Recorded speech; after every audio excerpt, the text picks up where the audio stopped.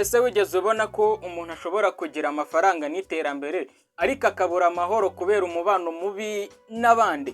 Ubuzima bwiza ntibushingira ku byo ufite gusa, ahubwo bushingira ku bantu ugendana nabo buri munsi.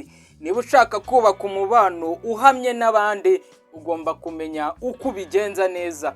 Uyu munsi tugiye kureba uburyo butanu bwo kubaka urukundo n'umubano mwiza n'abandi. Ikintu cya mbere kizagufasha ni ukumenya gutega amatwi kurusha kuvuga. Abantu benshi bashaka kuvuga ngo bumvikane, ariko abahanga batega amatwi.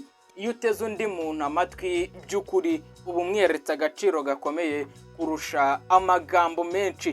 Gutega amatwi byubaka icyizere n'ubucuti burambye. Icya kabiri ni ukubabarira no kurekura inzika vuba. Kugumana uburakari ni umutwaro ukuremerera wowe ubwawe. Kubabarira si impano uha undi muntu, ahubwo ni impano wiha wowe ubwawe.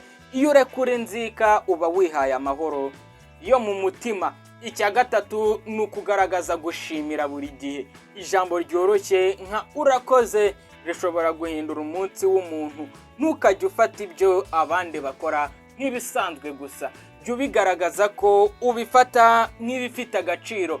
Ibi bituma abantu bumva bakunzwe kandi bakakubaha. Icya kane ni ukugira boundaries mu kinyabupfura. Kubana neza n'abandi ntibisobanura kwemera byose. Menya kuvuga oya ku bintu bitakubaka cyangwa se bibangamira indangagaciro zawe. Kubana nyakuri bisaba ko buri wese amenya imbibi ze. Icya gatanu ni ukuba wowe ubwawe, authenticity. Ntukagerageze kwigana abandi ngo bakwemere. Abantu bakunda ukuri kurusha kwigana. Iyo uri wowe nyakuri ukurura abantu bakubereye kandi bakubaha ku buryo burambye. Umubano mwiza ni isoko y'amahoro mu buzima.